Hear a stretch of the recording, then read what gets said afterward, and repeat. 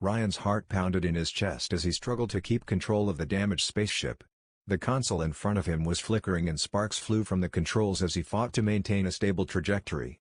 "Come on, he muttered to himself, sweat dripping down his forehead.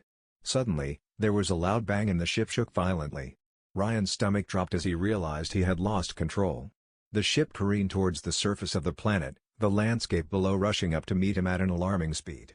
He braced himself for impact, gritting his teeth as the ship crashed onto the surface of the planet with a bone-jarring jolt. The sound of screeching metal and breaking glass filled the cockpit as the ship skidded to a stop.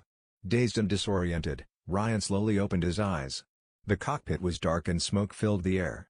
He coughed and tried to shake off the dizziness, taking a deep breath and trying to assess the situation.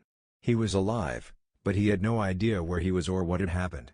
All he knew was that he was stranded on an unfamiliar planet, with no way of contacting anyone for help. Ryan took a deep breath and tried to steady his nerves as he unbuckled his seatbelt and struggled to his feet.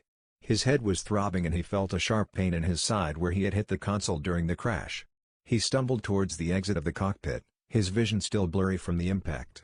He had to get out of the ship and see where he was. Maybe there was some way he could signal for help or find shelter. He fumbled with the door handle, finally managing to wrench it open. He was met with a burst of warm, humid air and the sound of strange, unfamiliar noises. He stepped out of the ship, his boots crunching on the rocky ground. He looked around, taking in the strange, alien landscape. The planet was covered in dense, verdant forests and the air was filled with the sound of exotic birds and the rustling of leaves.